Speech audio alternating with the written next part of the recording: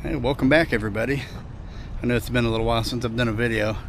Kind of been staying at home, haven't really been out anywhere doing anything. Had a few things in the works though, and I actually ended up getting my LLC, and I just bought my first van. What do you think? It's a 2020 Ford Transit 350.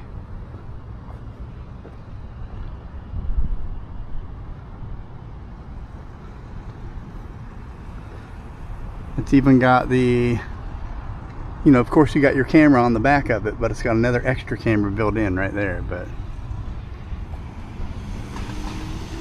figured you might want to check it out here. Yeah, I've been test driving a few vans here and there in the last probably month. And most of them I find are just the old Amazon vans, which are usually a little cheaper, but they're kind of tore up, a little bit. You can kind of tell they've got a lot, they've been driven hard, right? But the thing I like about this one, I'll show you here real quick.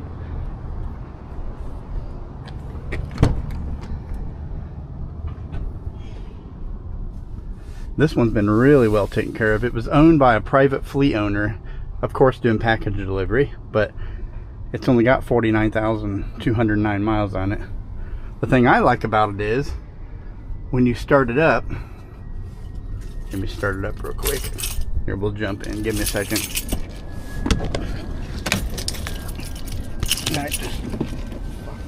Well, let's try this again. I was just moving my knee in there and ended up busting off the entire knob for the mirror.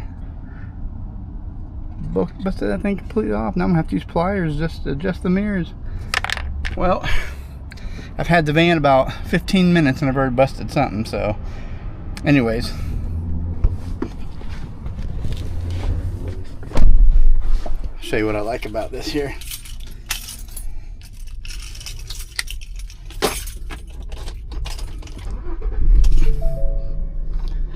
Alright.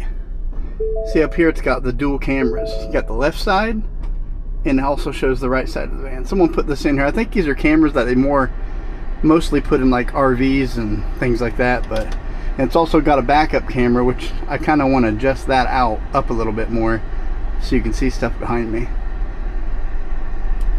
The thing that's cool about it, like let's say I put my left turn signal on, I'm going to make a left-hand turn, it automatically switches to that side. See, now the right hand. It usually stays there for a second after you turn it off, but yeah, no, I thought that was kind of cool. Just a feature someone added on here and didn't take off, so that's pretty cool. It's also got a camera built in right up there, which I'm thinking whoever owned this van probably had some drivers and that was just kind of a insurance thing, dash, kind of like semis have, where they can see you inside the van at all times, just in case something happens. Make sure you weren't on your phone or whatever. But all right, let's get out of the van here and walk around it and show you what the back looks like here real quick. And this is what the back looks like, which I got to measure the actual the length from the back of the partition here all the way to the very back of the cargo area, because I want to make, just for putting in plywood and things like that. But I mean, it's pretty nice on the inside. I wasn't sure if I should get rid of this whole partition itself, but I think I'm not going to, just so I can keep this closed, kind of keep air conditioning and heat in when I'm driving, so I don't have to heat the whole inside. But I do plan on getting something called a Viver. It's a diesel heater, but I can mount it in here somewhere and just put a gallon of diesel in it. It says it lasts like 8 hours, so no blow heat in here. But you have to cut a couple holes in the bottom of the van for the exhaust and fresh air intake, so that's another project. And as you can see, it's not insulated. And is this stuff here, is this for like sound deadening? Someone kind of put this in, or is that just supposed to be here? Because I would eventually like to put sound deadening stuff in here and actually insulate the inside of the van, but I do need to get rid of these first. So I want to try to find a place that'll buy these actually, because they're really nice. I hate to kind of just throw them away. I don't really have anywhere for them at home, so. But as you can see behind, all the bracketing I wonder if I could just sell the actual shelves and not the brackets that are attached to, because I'd kind of like to keep the brackets. As you can see, someone's already put E-tracks all the way down the full length, 2 rows on each side, but the thing is, they're connected to the brackets or the framing where the shelves connect to. So if I end up selling the shelves and the framing, then I'll have to figure out another way to put these E-tracks up, right? Which I'm sure I could put like run wood down the side and attach the E-tracks to it, but I'd rather just kind of keep it how it is, because just think if you remove these shelving right here and just keep the actual stuff it's connected to, then that's good for, you know, connecting other things too. If you want to build other things on, you already have something kind of there to, you know, kind of attach it to. But it does have an issue with the back door. As you can see, the lock has been bent. That's why it wouldn't open. You really gotta like press the lock button as you mess with it to get the back door to lock. But yeah, so I'm gonna kind of go inside that thing and see what's bent in there, what's messed up, maybe get it working. That, and there's a small hole right up here in the roof where I guess they had a GPS antenna and they'd taken it off, or some kind of antenna. So I've got to actually fill that hole. I don't know if I'm going to take like a small piece of like sheet metal or metal and, you know, adhesive it up here, top and bottom, or maybe find another antenna that'll match that where I can clip on. So I don't know, we'll see, right? Now the one thing I did like about the Amazon vans, the ex-Amazon vans that I was looking at, was, you know, had the paneling inside, but it also had the lights up top that when you walk under them, they automatically turn on, kind of like sensored lights, but which of these don't have. These are just these normal. I don't know if these normally come in here. It's just an upgrade option or something they put in themselves, whoever owned the van. But yeah, I mean, I like it so far. And this actually opens up. I don't know why it was so hard to open up this time. Maybe something's jammed inside the thing. Because I was opening and closing it the other day and it was, probably because the seat's up kind of tight against it, but yeah. What do you think? Looks pretty decent. I'd like to mount, like I was saying, this camera up front. I don't really want it, so I don't need it there, so I thought about unhooking that and eventually rigging it up like maybe up here or somewhere back here, so I can actually look in the freight area when I'm driving down the road, so I can kind of keep an eye on it. I don't know, that sounds like a pretty good idea, but oh, and it's also got the D-rings. You can see right here, there's 1, 2, 3, 4 D-rings down the side, each side. So that's a plus, but I still need to put the plywood in here, in the E-tracks. Now I've seen a lot of guys on videos, they just get, you know, because, you know, most of the plywood comes 4x8. So they normally just put a piece of plywood down the middle, right? And of course put your E-tracks on it and then put plywood on top of that to kind of be above the E-tracks for sliding the freight in. But I've noticed like there's like a 3-inch gap on each side. It's not actually touching the wheel wells, but wouldn't you think that thing would slide left and right when you go around corners, or the freight would slide if it's something, you know? That's just something I gotta, or you can actually get the 4x8 sheets. You'd have to buy 3 of them for the top and 3 for the bottom, and have to flip them sideways and have them cut, you know, the width of wheel well to wheel well. But I know some guys actually get them cut to like go completely around the wheel wells and all that, but I don't have a garage, so I don't really have a place to do that, and all the power tools and things, so I'm almost gonna have to have it cut at Home Depot to how I want it and kind of put it in here and go from there, you know. Shouldn't be too hard. I'm not drilling into the floor of the van like some people do, you know.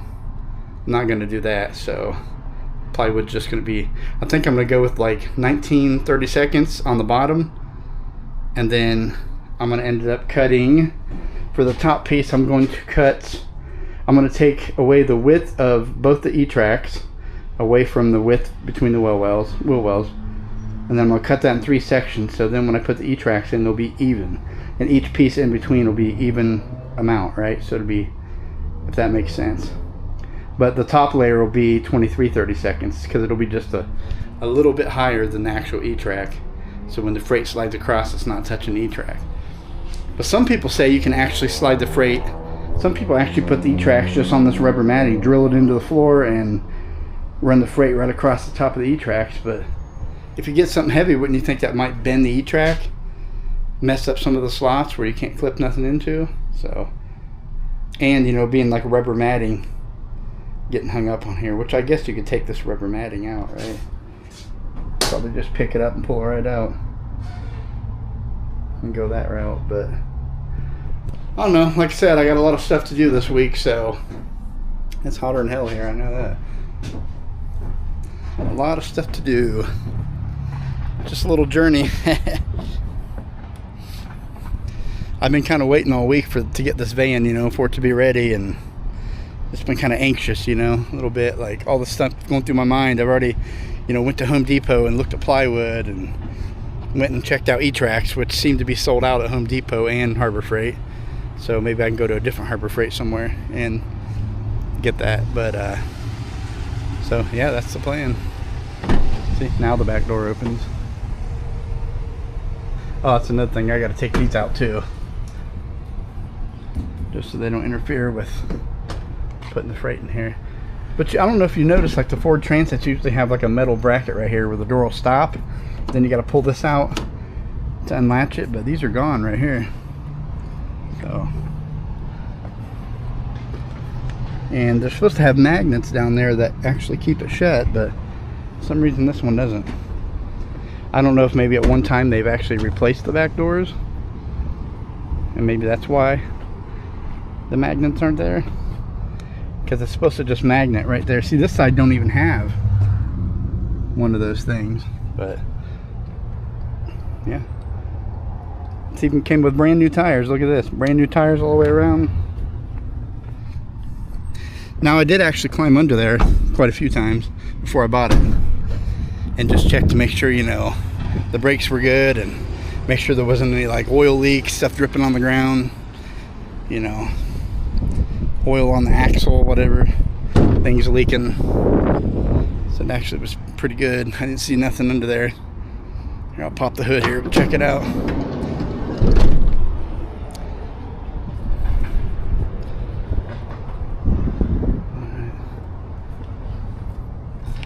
Pop the hood.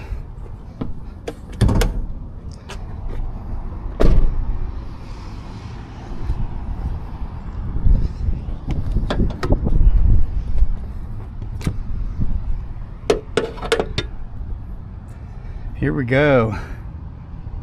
It's got the 3.5 liter V6. Now this isn't the EcoBoost. I know you can get them with like EcoBoost, 3.5 liter EcoBoost with the turbo, which I know they say that it's better for pulling freight, you know, more power going up the hills and all that, but then I've heard people say that it does a lot more pressure and wear and tear on the engine, like the engines don't last as long. And then, you know, the turbos seem to want to go out all the time on these EcoBoosts. So this one here is just the standard V6. I think it's flex fuel or whatever, but of course I don't plan on putting anything in it other than gasoline. But I had them replace this before I got it, because I had a small leak down here, like right where it actually goes together. It was leaking a little bit, so they replaced that. Looks like they put a new hose on. Other than that, yeah, I didn't see no oil down here anywhere. The belts look brand new, and all the clamps, everything looks good. The engine sounds good when you start it up, you know, just like an engine, right? But yeah, so I'm hoping I get some good luck out of it. Put some miles on this thing, get it ready, do some things to it. I don't plan on building a bed in it right now. Probably just gonna buy like a extra wide cot, because I'm a bigger guy, so just kind of put the cot down for now. but I do need to insulate it. I need to get it insulated probably after my first home time. Do some insulation in it, get some of that 3M to insulate. I think you got to order it, don't you? I don't know if you can buy it at a store, can you? If you know about it, leave a comment there and let me know. But I don't know how many linear feet it takes. Someone told me you need at least 55 feet for an extended, so I don't know. But I'd like to get that done before it starts snowing, because it is towards the end of August now.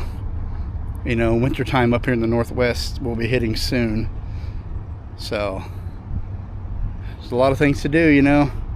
Yeah, I could sit here and probably soak in thousands more dollars, you know, doing the whole van out, building walls in it, making it like a house inside, but nah, not right now. I'm just ready to get to work, you know. I'll just do a little bit at a time, right? But yeah, I know some people say, you know, oh, you should get a diesel, you know. I actually was looking at a Sprinter van, but I can't ever find an actual Mercedes Sprinter 170-inch extended. Like everywhere I searched, the closest one I could find was Chicago, but they did have one down here, and I called about it like the day it actually posted. They wanted $35K for it, but it did have the 4-cylinder, it was like a 2023 4-cylinder diesel engine in it, which I've heard some bad reviews about. But it was sold, like I called, they said they sold it within 3 hours of posting it. So yeah, they're really hard to find. But then I started thinking to myself, like, do I really want to deal with the emissions? Do I want to deal with the particulate filters, EGR, you know, all the DEF crap, limp mode, and which, you know, some people get really good. Some people can drive a long time and never go into limp mode in the Sprinters. And I know the Sprinters do get better fuel mileage and the engines last longer, but it's also more expensive to fix. So either way, I'm sure it is a lot better, but you know what? I chose gas. So I'm just going to do the gas engine, so I don't have to deal with the DEF. You know, maybe down the road when I get enough miles on this thing, if I trade in for another van, maybe I'll do the diesel Sprinter, you know. So, but for now, I'm happy with what I got. And, you know, some people say, oh, you can't have a 350, you can't do it with Expedite, it's too heavy. But this one here is not the dually. It's just got the single rear wheels, and the gross vehicle weight rating is 9,500 pounds. So I'm just under that 10,000 pounds, so that should be really good. But I know whoever ordered this van kind of put all the little extra bells and whistles and things on it, so that's kind of nice. It's just more stuff can go wrong though, right? But anyways, I hope you guys like the van, and I plan on shortly making some more videos. Once I get signed on with a couple carriers and start getting loads, I'll start making some videos of my travels. So kind of hope you guys tune in and check it out, and we'll start this little journey together, right? So you guys take it easy, have a good one, see you on the next one.